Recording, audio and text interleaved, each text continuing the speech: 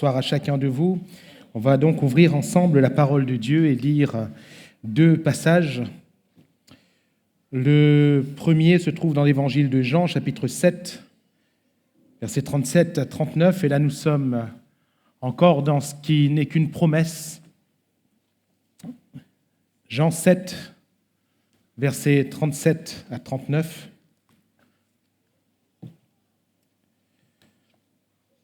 Voilà ce qui nous est dit. Le dernier jour, le grand jour de la fête, Jésus, se tenant debout, s'écria : « Si quelqu'un a soif, qu'il vienne à moi et qu'il boive. Celui qui croit en moi, des fleuves d'eau vive couleront de son sein, comme dit l'Écriture. » Il dit cela de l'Esprit que devaient recevoir ceux qui croiraient en lui, car l'Esprit n'était pas encore, parce que Jésus n'avait pas encore été glorifié. Amen. Deuxième passage, et là nous sommes dans la pratique, acte 19, versets 1er à 7, acte 19, versets 1 à 7.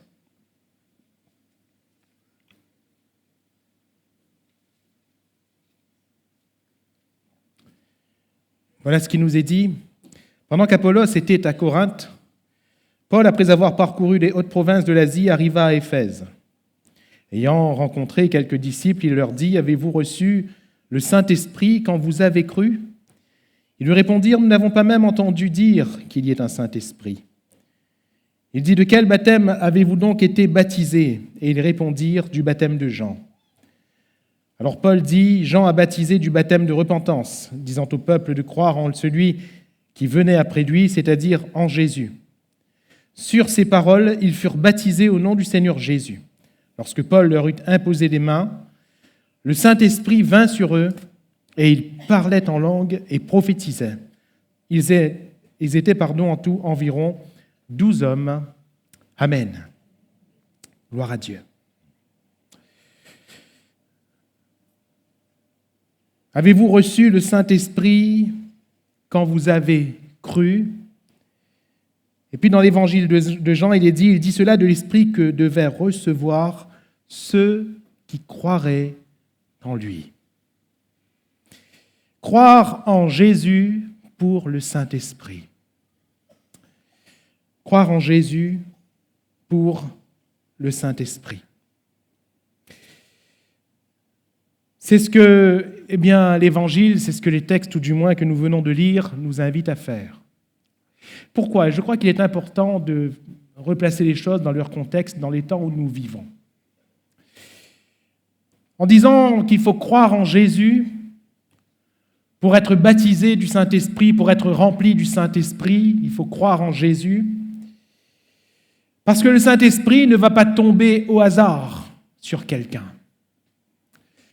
Ce ne peut pas être et ce ne sera jamais le fait d'un hasard. Quelqu'un ne peut pas recevoir le Saint-Esprit par hasard.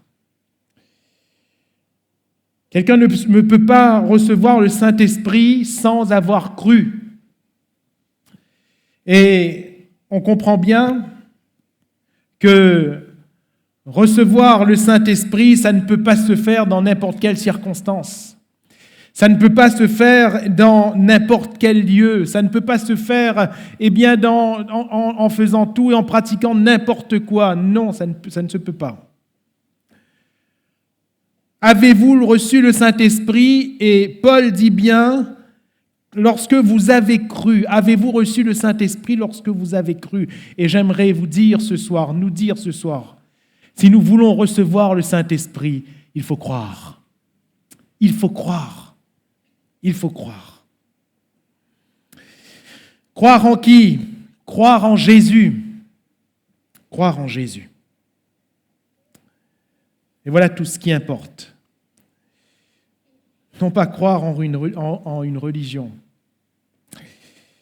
mais croire en Jésus. Non pas croire dans un homme, mais croire dans le Fils de Dieu. Non pas croire dans une idéologie en disant « j'adhère, j'accepte ».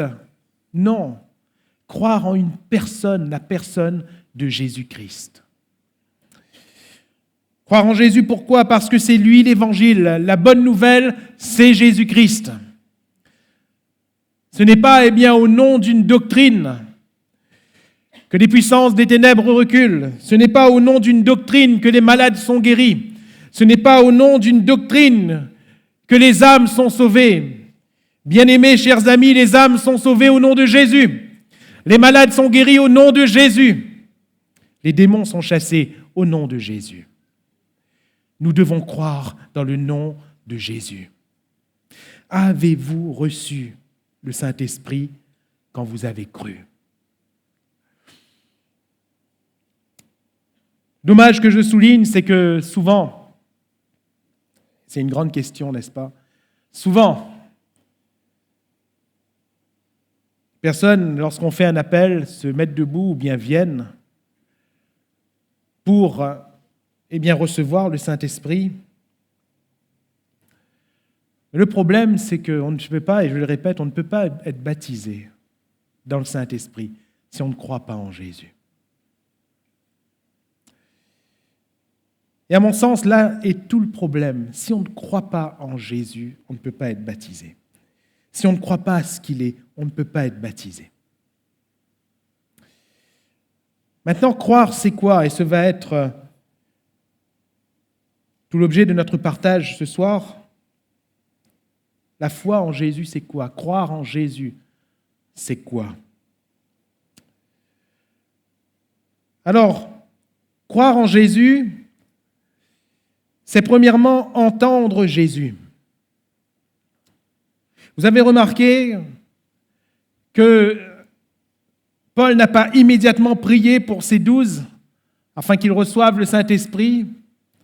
Quand il leur a posé la question « Avez-vous reçu le Saint-Esprit quand vous avez cru ?» Ils vont répondre « Nous n'avons pas même entendu dire qu'il y ait un Saint-Esprit. » Nous n'avons pas entendu. Nous n'avons pas entendu. Paul va dire « De quel baptême avez-vous été baptisés ?» Ou si vous préférez, on va transcrire un petit peu cette question. Qu'est-ce que vous avez entendu alors? Qu'est-ce que vous avez entendu? Quel enseignement avez-vous reçu? Eh bien, c'était l'enseignement de Jean-Baptiste. Ils avaient cru dans ce que disait Jean-Baptiste. Est-ce que Jean-Baptiste enseignait une fausse doctrine? Non. Jean-Baptiste prêchait la repentance, mais c'est une bonne doctrine. Alléluia. C'est même, le début. C'est le début. Certainement qu'ils s'étaient repentis pour leurs péchés. Certainement qu'ils avaient changé de voie. Certainement qu'ils avaient abandonné les choses mauvaises dans leur vie. C'est un bon début, mais ce n'est pas tout. Et l'apôtre ne va pas immédiatement prier pour eux. Pourquoi? Parce qu'il fallait que d'abord ils entendent. Parce que la foi vient de ce qu'on entend. Ce qu'on entend de la parole de Christ. Pas de la parole de Jean-Baptiste, de la parole de Christ. De l'enseignement, de la doctrine de Christ. Il fallait qu'ils entendent. Il fallait que conformément à la doctrine qu'enseignait Jésus, ils soient baptisés non plus du baptême de Jean-Baptiste, mais du baptême au nom du Seigneur Jésus, qui n'est pas seulement un baptême de repentance pour changer de voie, mais qui est le baptême d'une vie nouvelle. Alléluia. Qui est l'engagement d'une bonne conscience avec Dieu. Il fallait qu'il passe par là. Et vous voyez que Paul, il ne brûle pas les étapes. J'aimerais dire une chose, frères et sœurs, chers amis. Si Dieu, quelque part, il veut brûler les étapes, il fait ce qu'il veut, n'est-ce pas? D'ailleurs, on voit ces étapes brûlées dans la maison de Corneille, par exemple. En entendant la prédication, ils ont été immédiatement baptisés du Saint-Esprit, n'est-ce pas? Il n'y a pas eu de protocole, il n'y a rien eu, juste la prédication. Mais est-ce que les étapes ont réellement été brûlées? À mon sens, non. Parce qu'ils ont entendu parler de Jésus. Parce qu'ils ont cru dans le nom de Jésus qu'ils entendaient. Et le Seigneur a voulu marquer la chose. Pourquoi? Parce que si le Seigneur n'avait pas donné le Saint-Esprit immédiatement, je crois que ces hommes, ces femmes n'auraient jamais été baptisés d'eau. Les Juifs qui étaient venus, Pierre et ses compagnons qui étaient venus, auraient eu certainement de la réticence pour les baptiser d'eau. Alors le Seigneur les a immédiatement baptisés du Saint-Esprit pour qu'ensuite Pierre dise « Pouvons-nous refuser le baptême d'eau à ceux qui ont reçu le Saint-Esprit comme nous ?» Vous Voyez-vous, il fallait bouger une barrière là qui était inutile. Il fallait la bouger. Et c'est le Seigneur lui-même. Donc finalement, étape brûlée, je ne suis pas sûr. Voyez-vous ? En tout cas, il y a une étape qui ne peut pas être brûlée. C'est que la foi va toujours procéder de ce qu'on entend toujours. Et la parole du Seigneur, il faut l'entendre. Alléluia. Il faut l'entendre. Pour croire et recevoir, il faut entendre la parole du Seigneur et la recevoir dans notre cœur. Il faut l'entendre. Il y en a qui se lèvent pour être baptisés du Saint-Esprit. Et pardonnez-moi en disant cela, je ne jette pas la pierre, attention, je ne suis pas en train d'accuser qui que ce soit. Mais j'aimerais que l'on soit, vous et moi, éclairés sur ce fait quand même qui est important. Si je me lève pour recevoir le Saint-Esprit et que je ne veux pas abandonner mes voies mauvaises, le Saint-Esprit ne peut pas me remplir. Si je me lève pour être baptisé et que je ne veux pas vivre en conformité avec l'Évangile, le Saint-Esprit ne peut pas me remplir. Si je me lève pour être baptisé du Saint-Esprit et que je refuse d'entendre ce que le Seigneur veut de moi, je ne peux pas recevoir le Saint-Esprit. Alléluia.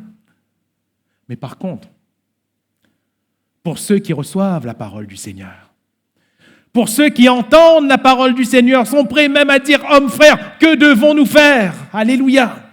Que ferons-nous ? Ceux qui posent cette question dans le contexte, on dirait qu'ils sont prêts à tout faire pour plaire au Seigneur. On dirait qu'ils sont prêts à tout faire pour obéir à la voix de Dieu, parce qu'ils sont convaincus. Ils sont convaincus. Et pour cela, alors le Saint-Esprit peut les remplir. Alléluia. J'aimerais dire que le Saint-Esprit veut nous remplir, nous qui voulons entendre la parole du Seigneur. Alléluia. Croire, c'est entendre, recevoir la parole du Seigneur. Croire, nous le voyons ici, c'est vouloir. C'est vouloir. Le dernier jour, le jour de la grande fête, Jésus se tenant debout s'écria « Si quelqu'un a soif ». Alléluia. Vous avez remarqué que quand on a soif, c'est qu'on veut, pas vrai ? Quand j'ai soif, je veux de l'eau. Je veux.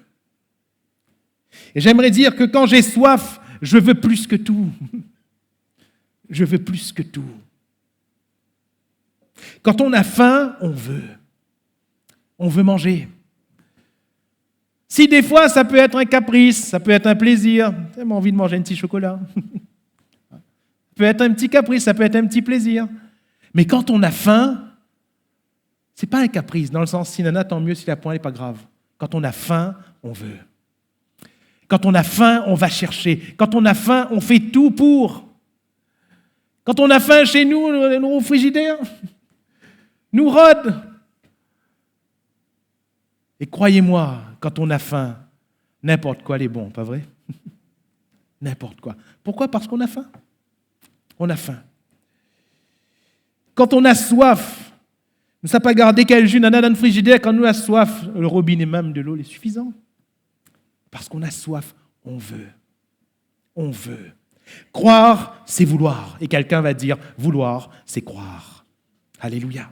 Croire, c'est vouloir. Et c'est vouloir plus que tout. J'aime bien cette question. Peut-être que, prochainement, on aura l'occasion de partager juste sur cette question.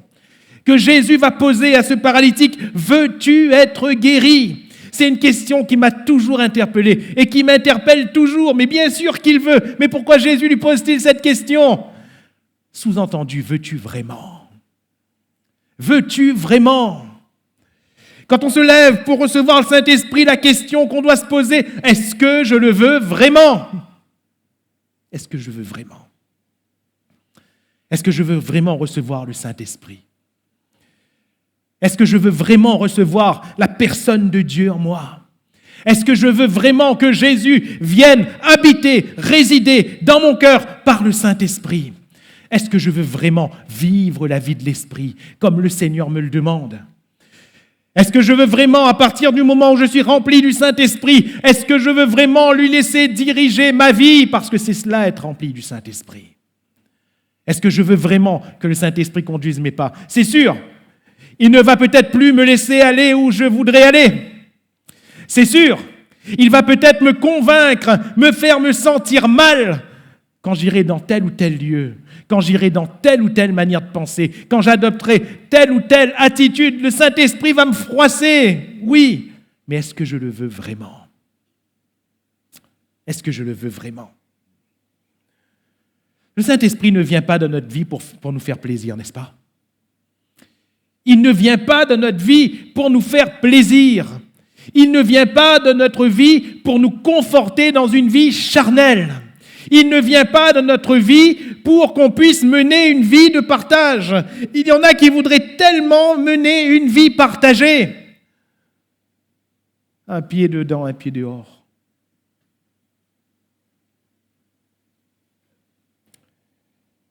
Il y en a qui voudraient tellement que le Seigneur soit d'accord avec eux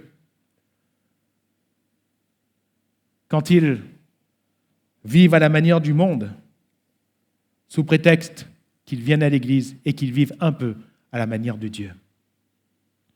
Mais que nous dit le Seigneur? Vous ne pouvez servir deux maîtres. Vous ne pouvez servir deux maîtres. On ne peut pas vivre à la manière de Dieu et à la manière du monde. L'amour du monde est inimitié contre Dieu. Et quand on parle du Saint-Esprit, que nous dit Jésus? Le monde ne peut le recevoir. Si nous vivons comme le monde, pour le monde, par le monde, nous ne pouvons recevoir le Saint-Esprit. Vous savez pourquoi? Ce n'est pas le propos ce soir, mais le Saint-Esprit nous est donné pourquoi? Frères et sœurs, pour notre salut et pour le salut des autres. Alléluia. Le Saint-Esprit nous est donné pour que nous soyons sauvés et que les autres autour de nous soient sauvés également, car vous serez mes témoins. Alléluia. Comment?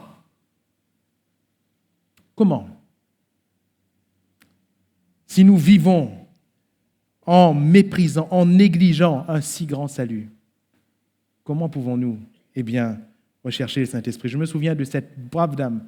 Je pense qu'à la base, elle était brave. Je ne sais pas ce qui s'est passé. Peut-être un manque de compréhension des choses.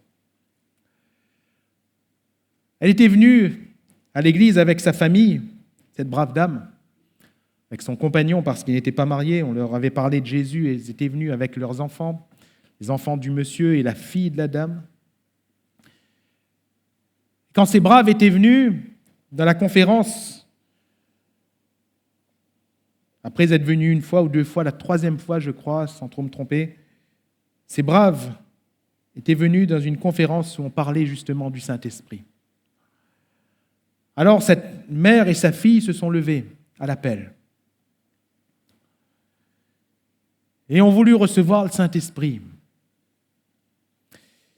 Vous comprendrez par la suite, mais je vous dis d'emblée, de notre appréciation de pasteur, ces bien-aimés n'avaient pas été remplis du Saint-Esprit. Mais en entendant les autres parler en langue, ils ont essayé de balbutier quelque chose. Voyez-vous, ce n'était pas méchant, ce n'était pas du mépris ou un blasphème contre le Saint-Esprit. Comprenez bien, ils venaient pour les premières fois. Ils n'avaient pas compris encore, ils n'avaient pas saisi encore. Mais ils se sont mis à balbutier quelque chose. Alors on s'est regardé entre pasteurs comme ça, le lendemain on était en réunion et puis on en a parlé, on s'est dit mais c'est quand même bizarre, mais nous ne voulions pas mettre les choses en doute. On s'est dit peut-être, voyez-vous, peut-être. Et puis par la suite, dans les jours même qui ont suivi, même pas en année, les jours même qui ont suivi, cette jeune fille qui fréquentait des garçons en est tombée enceinte et elle menait une vie de débauche. La mère a continué, a poursuivi également dans sa vie, dans ses voies, et cela a été pour nous la preuve qu'il n'y avait pas eu de réel baptême dans le Saint-Esprit. Parce que le Saint-Esprit ne vient pas pour que l'on vive comme on vivait avant. Et cela m'amène à dire, frères et sœurs, ce soir, si nous croyons en Jésus, chers amis, si nous croyons en Jésus, peut-être que vous êtes là pour là ou les premières fois, si vous croyez réellement en Jésus, vous ne voulez plus vivre comme vous viviez avant. Veux-tu vraiment recevoir le Saint-Esprit? Croire en Jésus, c'est vouloir. C'est vouloir. Croire en Jésus, c'est aussi recevoir. Quand on croit, on reçoit. C'est ce que Jésus va dire. Ce que vous demanderez en mon nom, croyez que vous l'avez reçu. Et vous le verrez. Alléluia. Croyez que vous l'avez reçu et vous le verrez. Avez-vous reçu le Saint-Esprit quand vous avez cru? C'est beau, hein? Paul ne dit pas, avez-vous été baptisé du Saint-Esprit? Avez-vous parlé en langue? Il dit, avez-vous reçu le Saint-Esprit quand vous avez cru? Parce que croire, c'est recevoir. Alléluia. Il dit cela de l'Esprit que devaient recevoir ceux qui croiraient en lui. Parce que croire, c'est recevoir. Combien de fois des frères, des sœurs, des hommes, des femmes, des jeunes hommes, des jeunes filles sont venus nous voir pour recevoir le Saint-Esprit? Le cœur était disposé. La vie était conforme. Les cœurs étaient réellement convertis. Il n'y avait pas d'ombre dans leur vie et dans leur témoignage. Ils suppliaient le Seigneur. Ils louaient le Seigneur. Et nous le verrons tout à l'heure que ça aussi c'est important.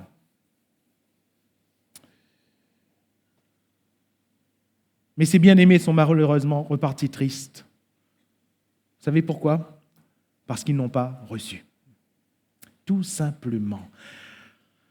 Je ne peux pas vous dire combien de personnes dans mon ministère faible en nombre d'années, combien de personnes auraient dû être baptisées du Saint-Esprit à l'instant même, mais ne l'ont pas été, non pas parce qu'il y avait un défaut par rapport à tout ce que nous venons de dire, si ce n'est qu'ils n'ont pas simplement reçu. Qui n'ont pas simplement reçu. Recevoir ce que Dieu donne. Alléluia. Pourtant, le Saint-Esprit est une promesse. Je ne sais pas quelle est la valeur de ce terme promesse dans votre vie. Peut-être que quelqu'un vous a fait une promesse et ne l'a pas tenue. Peut-être que des personnes même chères à votre cœur vous ont fait une promesse et ces personnes ne l'ont pas tenue. Combien ont été déçus profondément? Combien ont eu le cœur meurtri pour des promesses non tenues? Mais c'est oublier qui est le Seigneur. Quand le Seigneur promet, il l'accomplit toujours. Alléluia. Toujours. De plus, le Seigneur va parler de prière et dans un instant, nous allons prier. Mais que va dire le Seigneur? Que celui qui demande reçoit. Que si méchant comme vous l'êtes, vous savez donner de bonnes choses à vos enfants, à combien plus forte raison le Seigneur ne donnera-t-il pas le Saint-Esprit à ceux qui le lui demandent? Alléluia. On demande, mais est-ce qu'on veut recevoir?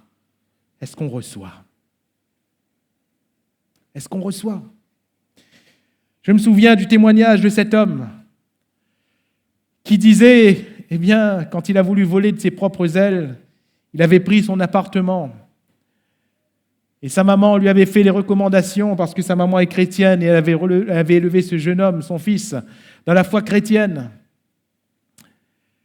Et cette maman lui avait dit, écoute, tu vas être loin de moi, mais ne sois jamais loin du Seigneur. Et cette maman a dit à ce jeune homme,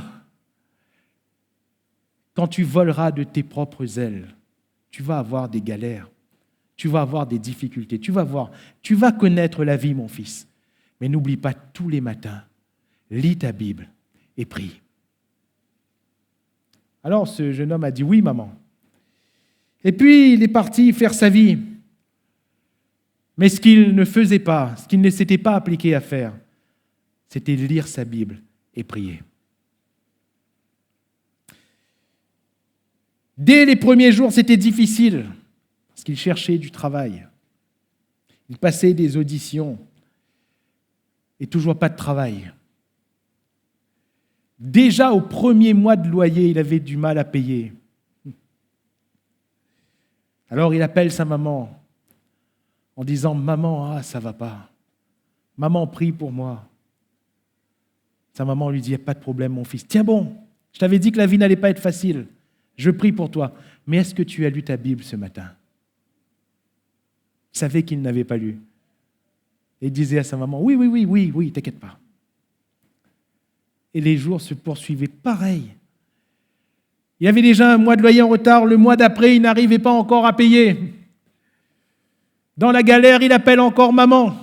« Maman, s'il te plaît, prie pour moi parce que ça ne va toujours pas. » Ah, l'importance d'une maman, hein. Prie pour moi parce que ça ne va toujours pas. Pas de problème, mon fils, je prierai pour toi. Mais est-ce que tu as lu ta Bible ce matin? Oui, maman, oui, j'ai lu. Il savait qu'il n'avait pas lu. Et les jours se poursuivent. Quand il voyait au milieu du 3e mois que c'était encore pire, encore plus difficile, il appelle sa maman en larmes. Et sa maman lui pose la même question.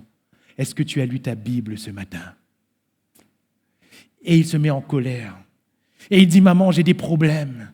Maman, je ne m'en sors pas. Maman, je n'ai plus rien à manger, maman. Je n'arrive même pas à payer mon loyer. Le propriétaire va me mettre dehors parce que ça va faire le 3e mois. Et toi, tout ce que tu trouves à me dire, tu me fatigues la tête à me dire d'aller lire cette Bible, d'aller lire cette Bible et d'aller lire cette Bible encore. Et sa maman lui dit simplement, mon fils, pourquoi tu ne reçois pas ce que je te dis? Si tu ne reçois pas ce que je te dis, tu ne reçois pas non plus ce que je te donne. Et ce fils n'a pas compris. Sa maman lui a dit immédiatement, ta Bible est où? Elle a dit, mais maman, tu sais très bien, je la pose sur la table de chevet. Et sa maman lui a dit, oui, mais je ne t'ai pas appris qu'à poser la Bible sur la table de chevet. Prends-la pour la lire. Il dit, d'accord, maman, je vais le faire ce soir. Prends-la tout de suite. Maman, je vais le faire, je te promets, mais là, je n'ai pas le moral. Justement, prends-la tout de suite. Et il prend sa Bible, et quand il ouvre sa Bible, il voit qu'il y a une enveloppe. Il tourne les pages, il y a une autre enveloppe. Il tourne les pages, il y a une autre enveloppe. Sa mère avait mis de l'argent dans des enveloppes, et avait intercalé dans toute sa Bible. Et il y avait largement de quoi payer ses 3 mois de loyer, faire des courses, et encore, et encore. Mais il n'a pas reçu. Vous comprenez? Il n'a pas reçu. Il n'a pas reçu. Il n'a pas saisi, il n'a pas pris.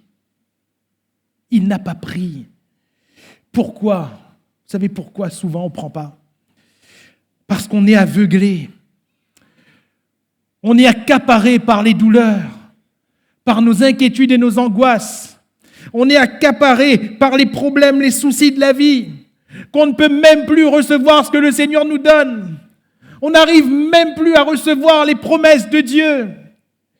Et souvenez-vous des paroles de cette mère à son fils. Si tu ne reçois pas ce que je te dis, tu ne recevras pas non plus ce que je te donne. Et tout était là. Vous savez, des fois le Seigneur nous a déjà tout donné, mais on n'a pas pris. On n'a pas pris, mais il nous avait déjà tout donné. Ce soir, veux-tu recevoir le Saint-Esprit? Alléluia. Recevoir. Et croire en Jésus, enfin, c'est glorifier Jésus. C'est glorifier Jésus. Il dit cela de l'Esprit que devaient recevoir ceux qui croiraient en lui, car l'Esprit n'était pas encore, parce que Jésus n'avait pas encore été glorifié. Amen. L'Esprit n'était pas, parce que Jésus n'avait pas été glorifié. Peut-être que dans ta vie, l'Esprit n'est pas, parce que Jésus n'est pas encore glorifié. Ce soir, il nous faut glorifier Jésus. Alléluia. Il nous faut glorifier Jésus. Je suis étonné quand quelqu'un veut recevoir le Saint-Esprit de ce qu'il n'arrive même pas à ouvrir la bouche pour glorifier Jésus. Alors que c'est la base. L'Esprit n'est pas parce que Jésus n'est pas glorifié. Alors glorifie Jésus. Alléluia. Mon frère, ma sœur, cher ami, glorifie Jésus. Donne gloire à Jésus. Quand on demande, c'est bien, on l'a vu tout à l'heure. Mais si on a cru en Jésus, si on croit qu'on a reçu ce que l'on demande, alors il faut dire merci, alléluia. Il faut glorifier Jésus. Vous allez me dire, ok, on ne voit pas encore. Oui, mais ce n'est pas ça la foi. Croire ce que l'on ne voit pas encore. Être convaincu de ce qu'on n'a pas vu encore, ce n'est pas ça la foi. Bien sûr que si. Glorifier Jésus nous permet d'être remplis du Saint-Esprit. Je vais reprendre le texte littéral. Glorifier Jésus permet à l'Esprit d'être dans notre vie. Alléluia. Permet à l'Esprit d'être. L'Esprit n'était pas, car Jésus n'avait pas encore été glorifié. Alors bien sûr que dans le contexte, je ne veux pas enlever le contexte de ces paroles, bien sûr que dans le contexte, il est fait question de l'ascension de Christ. À l'ascension de Christ, pardon. Néanmoins, glorifier dans sa définition, français comme grec ici, c'est louer, c'est magnifier. peut vouloir dire aussi transfigurer. C'est toute l'importance que nous allons donner à Jésus dans notre vie. Si Jésus n'est pas important dans notre vie, l'Esprit ne peut pas être important. Alléluia. Si Jésus n'est pas important dans ma vie, alors l'Esprit n'est pas. L'Esprit n'est pas. Comment pouvons-nous croire que le Saint-Esprit est là quand nous l'offensons? Comment pouvons-nous croire que le Saint-Esprit est là quand nous vivons de n'importe quelle manière, que le Saint-Esprit est là quand nous allons dans n'importe quel lieu? Pensez vraiment que l'Esprit est avec nous quand on fume notre cigarette? Non, c'est un lien. L'Esprit en est contraire.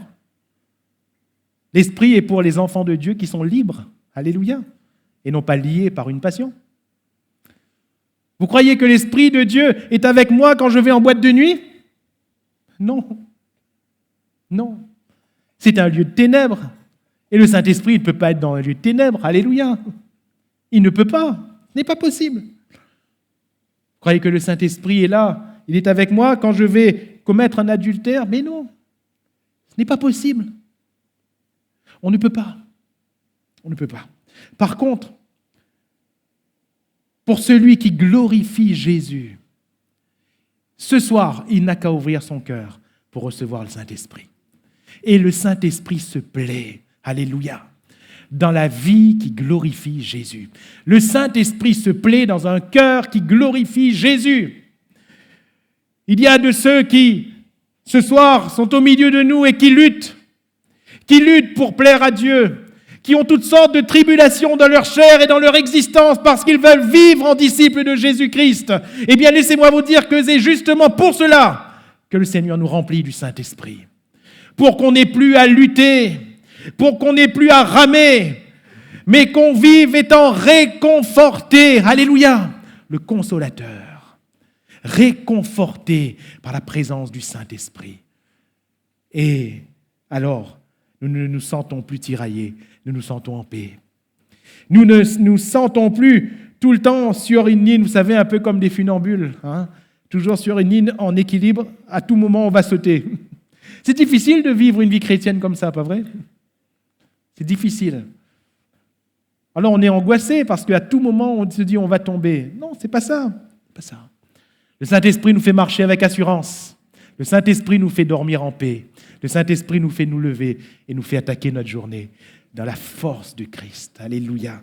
Le Saint-Esprit est dans le cœur de celui qui glorifie. Croire, c'est glorifier Jésus. Alors, il ne reste qu'à nous poser cette question. Voulons-nous croire? Avez-vous reçu le Saint-Esprit quand vous avez cru? Voulons-nous croire? Il dit cela de l'Esprit que devaient recevoir ceux qui croiraient. Ce soir, voulons-nous croire pour être remplis du Saint-Esprit, pour avoir notre propre esprit éclairé, pour entendre la voix de l'Esprit, rendre témoignage à notre esprit que nous sommes enfants de Dieu, pour, dans toutes nos tribulations, avoir la puissance de l'Esprit qui nous permet de tenir debout, pour en face des ténèbres ordonnées par le Saint-Esprit. Alléluia. Voulons-nous croire pour être remplis du Saint-Esprit.